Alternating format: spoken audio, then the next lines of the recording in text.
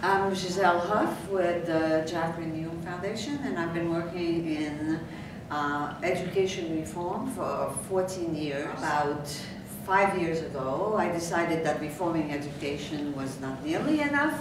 What we needed to do was transform it.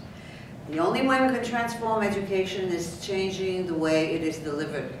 We cannot tweak at the edges and move this little chair on the Titanic deck and that little chair on the Titanic deck when we actually have to get around the iceberg. And the only way we can do that in the 21st century is by harnessing what every other worker in this country uses, which is technology, which is denied to our teachers. So my entire focus now in the course of transforming education is the promotion of blended learning, which is the introduction of technology as an integral part of the curriculum, where content is delivered online and pedagogy is about connecting the dots.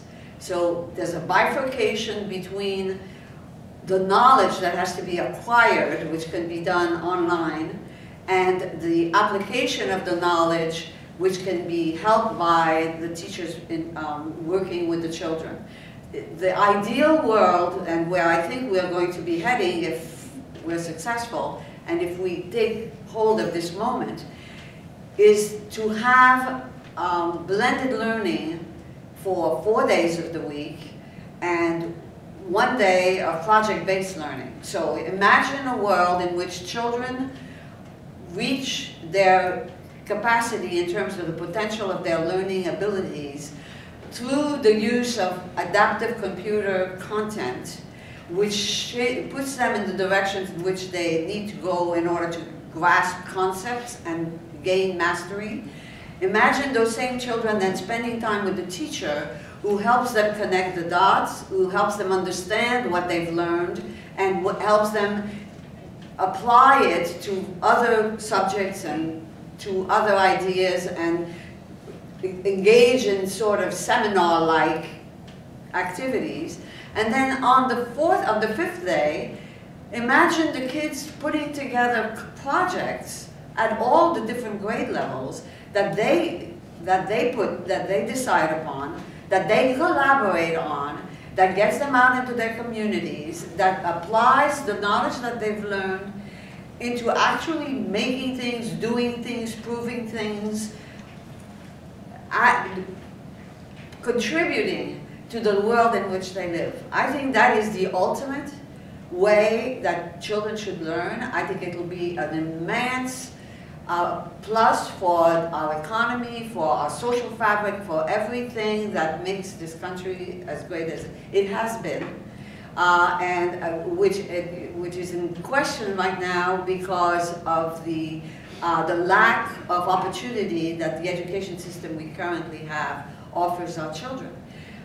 You know, the kids in the 21st century are not like any other kids. I know as a political philosophy person that human nature never changes. But let me tell you, children's learning patterns have drastically changed, and it's not like any other age in the history of mankind.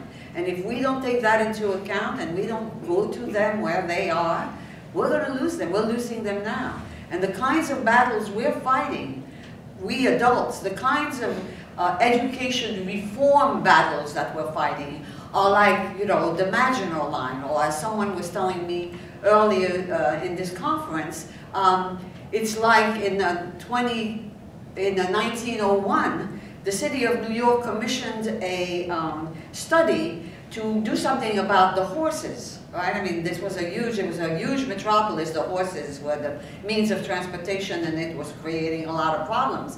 And they produced a 350-page report, including a suggestion that the horses wear diapers. And then Henry Ford came along. So I think that the education reform movement is talking about diapers for horses. And right around the corner is Henry Ford with the totally different way of approaching this, which solves all of these adult problems without having to spill any more blood in the streets. And it also helps the kids, which is the primary thing that has to happen.